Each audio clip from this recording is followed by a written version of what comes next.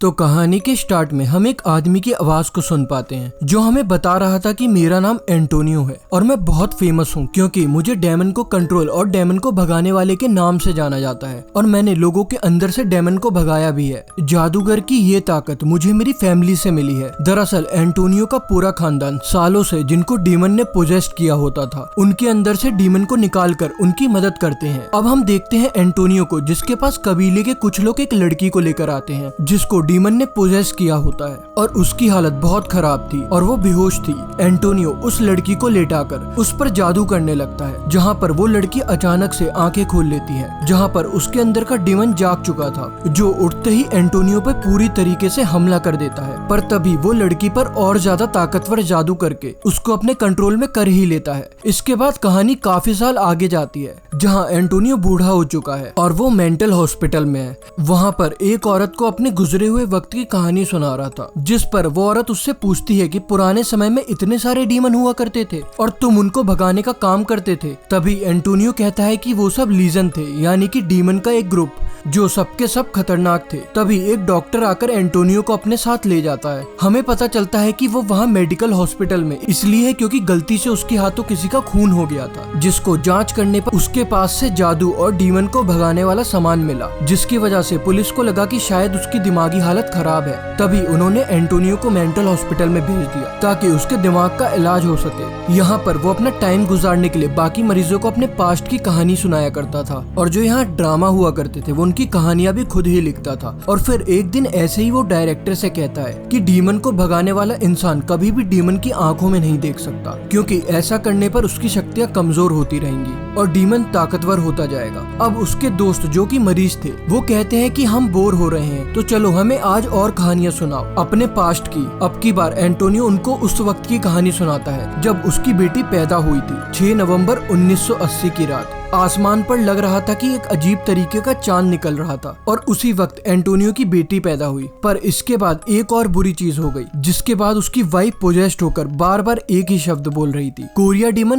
Demon. और ये सुनकर एंटोनियो काफी घबरा गया था क्योंकि उसको पता लग गया था कि मेरी वाइफ और मेरी बेटी को कोरिया डीमन से खतरा है जो कि बेहद ही खतरनाक डीमन है। अगली सुबह एंटोनियो अपनी माँ और बेटी के साथ नदी के किनारे जाता है जहाँ वो एक और रिचुअल यानी जादू करते हैं जबकि उसकी मॉम अपनी शक्ति से एक नेकलेस बनाकर उसकी बेटी को पहनाती है जो हर तरीके के डेमन से उसकी हिफाजत करेगी और साथ ही उसको ये भी कहती है कि तुम्हारी बेटी को ये नेकलेस पूरी जिंदगी भर पहनना होगा। और जब एंटोनियो वापस अपने घर आता है तो ये देखकर उसको काफी दुख होता है कि कोरिया डेमन ने उसकी वाइफ को मार दिया है। तभी कहानी प्रेजेंट वक्त में आती है और एंटोनियो को पता लगता है कि उससे मिलने उसका वकील आया है और वो जब उससे मिलता है तो वो उससे कहता है कि बहुत अच्छे, तुम बहुत अच्छा काम कर रहे हो और ऐसे ही शांत रहो क्योंकि ऐसा करने से तुम्हारा ही फायदा है क्योंकि इसकी वजह से तुम्हें जल्दी से मेंटल हॉस्पिटल से छुट्टी मिल जाएगी। और उसी समय एंटोनियो को टीवी पर चल रही खबर से पता चलता है कि जब उसकी बेटी पैदा हुई थी तो जैसा रेड मून उस टाइम पर निकला था वैसा ही रेड मून फिर से दिखने वाला है। उसके बाद हम एंटोनियो की बेटी को देखते हैं जो कि बहुत बड़ी हो गई थी और एक कंपनी में काम करती है और जब वो सो रही थी उसे अपने पास किसी डीमन का एहसास होता है और वो धीरे धीरे करके उसके पास आ रहा था जिस आहट से उसकी आंख खुल जाती है और उसको अपने सामने एक डीमन भी दिख जाता है। पर अजीब बात ये थी कि वो बिल्कुल भी नहीं डरती पर ऐसे ही नॉर्मल होते हुए वो लाइट जलाती है पर डीमन वहाँ से गायब हो गया था। और इस टाइम हमें पता लगता है कि उसकी बेटी ने डेमन को देखकर कोई एक्सप्रेशन इसलिए नहीं दिया क्योंकि उसके लिए कोई नई चीज नहीं थी क्योंकि बचपन से ही वो ये सब चीजें देखती हुई आ रही थी। और इसके बाद अगले दिन एंटोनियो से मिलने एक लड़की आती है जिसका नाम क्लियर था।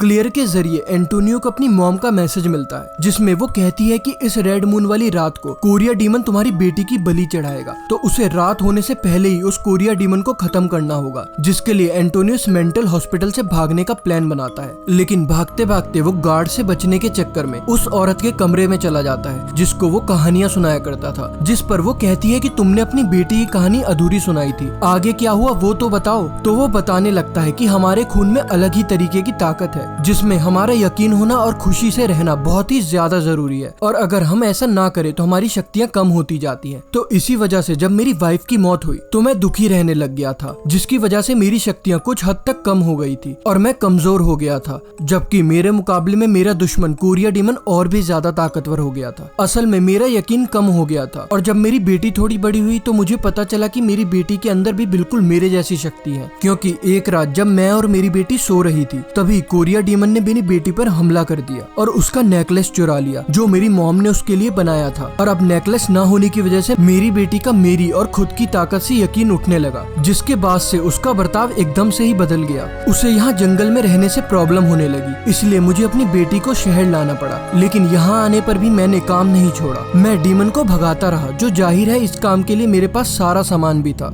मगर ये सब चीज मेरी बेटी को बिल्कुल पसंद नहीं थी, क्योंकि जब मेरी बेटी के स्कूल में बाकी बच्चों को ये बात पता लगती है कि मैं भूतों को भगाने का काम करता हूँ तो वो उसको चिढ़ाते हैं और उसका मजाक बनाते हैं। और तो और वो पोजेस्ड लोगों को इसी घर में रखकर पहले उनका डीमन भगाता था और फिर उनके चोटों की मरहम पट्टी भी करता था, जिसकी वजह से दिन रात उसके घर से डरावनी डरावनी चिल्लाने की आवाज आया करती थी। फिर जब उसकी बेटी 17 साल की हुई तो इन्हीं सब चीजों को लेकर एंटोनियो का अपनी बेटी के साथ लड़ाई हो गई, जिसकी वजह से उसकी बेटी को इतना गुस्सा आया कि उसने उस कमरे का दरवाजा को खोल दिया जिस कमरे में पोजेस्ड आदमी को रखा गया था, जो कि बहुत खतरनाक लग रहा था। और उसने एंटोनियो की बेटी को पकड़ लिया और वह उसको मारने ही वाला था कि तभी अपनी बेटी को बचाने के लिए एंटोनियो ने उस आदमी पर हमला कर दिया। और ये हमला इतना जानलेवा था कि उस आदमी की मौके पर ही मौत हो गई। और यही वो खून था जिसकी वजह से वो आज मेंटल हॉस्पिटल में एडमिट था। एंटोनियो ने उन सभी को ये पूरी कहानी सुना दी और अब वो हॉस्पिटल से निकलने में भी कामयाब हो जाता है। बाहर एक गाड़ी में क्लेयर, जो एंटोनियो की मॉम का मैसेज लेकर आई थी, अब क्लेयर उसे एक होटल में लेकर जाती है और उसे अपने आगे का सारा प्लान समझाती है कि अगर अब आप अपनी बेटी के साथ अच्छा रिश्ता बनाना चाहते हैं तो सबसे पहले आपको एक अच्छा डैड बनकर उसका भरोसा जीतना होगा। यानी कि तुम्हारी बेटी जैसे हमेशा से नॉर्मल डैड चाहती थी, आपको वैसा ही बनना होगा। और अगर ऐसा करके एक बार तुमने अपनी बेटी का भरोसा जीत लिया तो फिर तुम जादू करके कोरिया डीमन से लड़कर उसका खात्मा कर सकते हो और उसे उसके प्लान में नाकामयाब कर सकते हो। और इतना कहकर क्लेयर उनको एक मोबाइल देती है, ये कहते हो कि अगर मुझे बुलाना हो या मेरी मदद की जरूरत हो तो मुझे कॉल कर देना, मैं आ जाऊंगी। और वहाँ से चली जाती है। अगले दिन एंटोनियो उस मोबाइल से किसी को कॉल करने की कोशिश करता है, पर कॉल उससे हो ही नहीं पाता, क्योंकि टच मोबाइल उसको इस्तेमाल करना आता ही नहीं था। यहाँ तक कि उससे पासवर्ड भी नहीं खुलता। जिसके बाद वो अपनी बेटी से मिलने के लिए उसके ऑफिस तक चला जाता है, मगर उसकी बेटी ना तो उससे मिलना चाहती है बल्कि मेंटल हॉस्पिटल में कॉल कर देती है और कहती है कि मेरे डैड को यहाँ से ले जाओ। और इससे पहले कि हॉस्पिटल वाले एंटोनियो को आकर यहाँ से ले जाते, वो पहले ही होटल आ जाता है और अब वो कोरिया डीमन को मारने वाला सारा सामान तैयार करने लगता है। और अपनी बेटी से मिलने के लिए एंटोनियो अगले दिन दोबारा से ऑफिस जाता है, जहाँ अब की बार वो बाकी वर्कर पर अपना जादू करता है और सारे वर्कर एक साथ उठकर वहाँ से बाहर चले जाते हैं, सिवाय उसकी बेटी के। वो अकेले ही यहाँ पर बैठी रहती है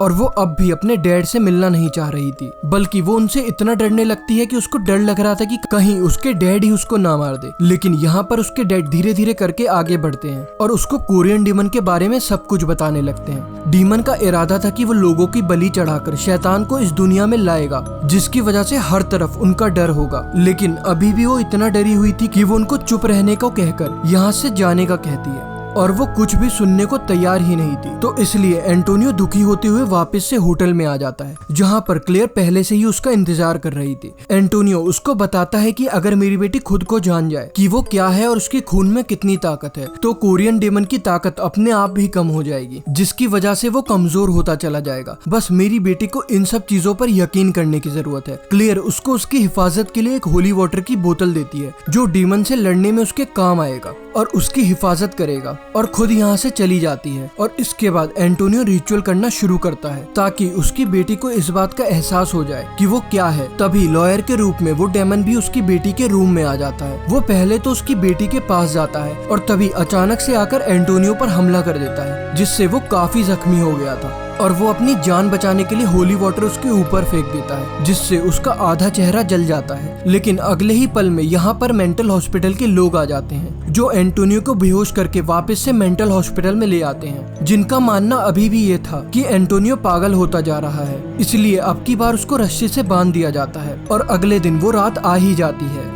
जब रेड मून था और आज वो लॉयर डेमन के रूप में उसकी बेटी के पास जाता है जो उसका दोस्त था, और वो उसकी कॉफी में कुछ मिलाकर उसको बेहोश कर देता है और फिर उसकी बलि देने वाला काला जादू शुरू करता है। तभी हॉस्पिटल की एक नर्स जब एंटोनियो का सामान चेक करती है जिसमें से उसको वो होली वाटर मिल जाता है जिसको वो शरबत समझ के पी जाती है, और उसके ऐसा करते ही वो बदलने लगती है जैसे कोई क्रिएचर या डेमन बन रही हो, और उसको देखकर ऐसा लगता है जैसे उसको किसी ने पोजेस्ट कर लिया हो। वो काफी डरावनी लग रही थी, चीख रही थी, चिल्ला रही थी, पूरे हॉस्पिटल में घूमने लगती है जिसे देखकर हॉस्पिटल के सारे लोग डर जाते हैं और सब अपनी जान बचाने के लिए इधर उधर भागने लगते हैं, जिससे वहाँ भगदड़ मच जाती है। जिसके बाद वो औरत सीधा जाती है एंटोनियो के कमरे में जो रस्सी में बंधा हुआ था। वो उसकी आजाद होने में मदद करती है और इसी टाइम यहाँ पर क्लेयर भी आ चुकी थी जो एंटोनियो को अपने साथ लेकर सीधा उसकी बेटी के घर पहुँचती है। उधर एंटोनियो की बेटी पर उसका दोस्त बलि देने को तैयार था, जिस बीच उसकी बेटी को होश आ जाता है और वो अपने दोस्त जिसे डेमन ने पोजेस्ट किया हुआ था वो उसके पेट में चाकू घुसा देती है और वहाँ से भागकर छत पर आकर छुप जाती है। जिसके थोड़ी देर बाद वहाँ पर क्लेयर और एंटोनियो भी आ जाते हैं हथियार अपने साथ लेकर। मौका पाकर कोरिया डेमन पीछे से आता है और क्लेयर को जख्मी कर देता है। उसके बाद एंटोनियो के पास कोरिया डेमन उसकी वाइफ के रूप में आता है और वो उससे प्यारी प्यारी बातें करके उसको जाल में फंसाने की कोशिश करता है ताकि मौका पाकर वो एंटोनियो को भी मार दे। पर तभी यहाँ पर आ जाती है उसकी बेटी जो अपने बाप की जान बचाती है क्योंकि वो अपने आप को पहचान चुकी थी, जिसे सारा सच भी पता लग चुका था। और अब मौका पाते ही एंटोनियो कोरिया डेमन के सीने में अपना ही बनाया हुआ जादुई खंजर घुसा देता है, जिसके बाद वो डीमन तड़प तड़प कर वहीं गिर जाता है। फिर एंटोनियो चाकू से उस डीमन के पेट को भी काट देता है और उसके पेट में से वो नेकलेस निकाल के अपनी बेटी को देता है, और इस बार उसकी बेटी उस नेकलेस को पहन भी लेती है क्योंकि उसको यकीन हो गया था और उसके पापा ने उससे जो भी कुछ कहा था वो सब सच था। जिसके बाद वो भी फैसला करती है कि आगे के मिशन में मैं भी अपने डैड का साथ दूंगी,